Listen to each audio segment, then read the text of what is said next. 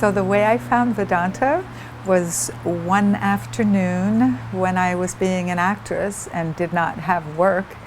I was exploring my neighborhood because I lived in the hills above Vedanta here. And I stumbled into the side door of this interesting looking spiritual place. I didn't know what I was stumbling into. And when I looked directly across, I saw a picture of what I grew up with, which was the shroud picture of Jesus. So, interesting. And then I think I saw a man with a turban that I didn't recognize, and I kept going around, and I saw Buddha, I recognized him, and I did full circle, and then I came to what was up there on the, like by this altar.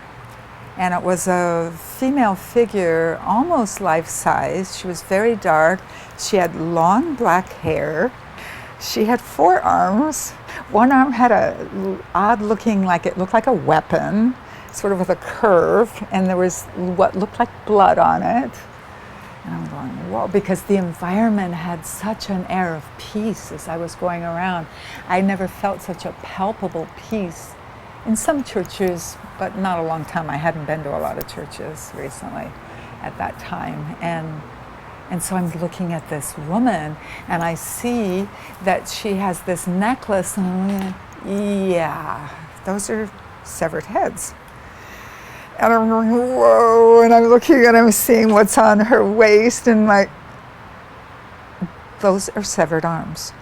And I was just stunned with the juxtaposition of these two opposites. So, like I said, I was just hanging out on an afternoon, so I plopped down. Now, if there hadn't been this peace and Jesus right over there, if I just looked at her first, I would have ran, right? I was like, okay, this is not for me. But because of the juxtaposition, I stuck around and I said, okay, I'm going to sit and just try to get what this is. So I was sitting, I was focused on her. Okay, I'm being here and breathing. And then, this figure in orange was walking, and you know how you can tell when someone wants to get your attention? They walk and they sort of hesitate, and then they walk and back around like a couple times. So I could sort of tell they wanted my attention. So I looked. It's like, in my mind I'm going, okay, what do you want? And it turns out it was this little Indian, now I know, Swami. And as soon as I looked at him, he was almost like he was jumping up and down, waving his hand, saying, "She is not harming. She is only killing illusion. She is not harming."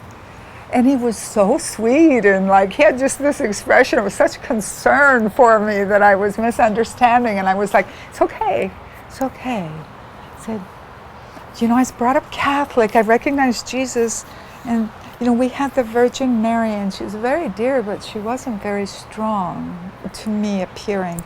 And she looks really strong. He heaved this huge sigh of relief.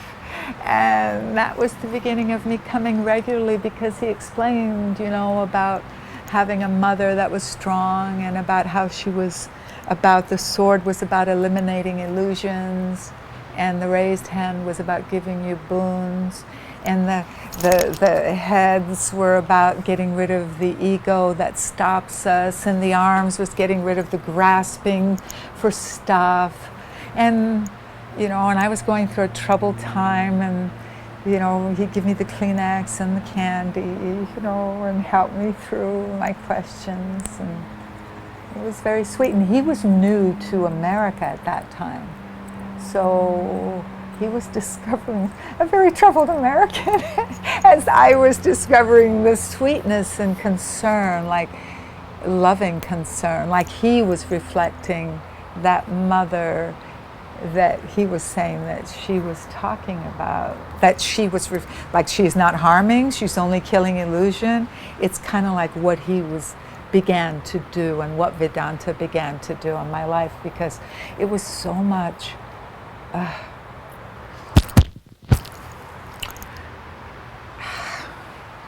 yeah,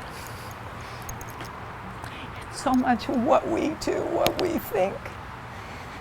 you know, we create so much, you know, of what's hard for ourselves. And sometimes, you know, we create it because we've accepted what was given to us, you know. But nevertheless, now we're sustaining it.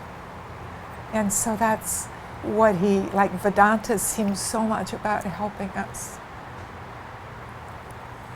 to stop, you know, with the illusions and get either to the truth of that love of the mother, but also get that stuff out of the way too, you know, that's blocking it. The head that's not working for us, the reaching that's just always taking us away, you know. So, yeah.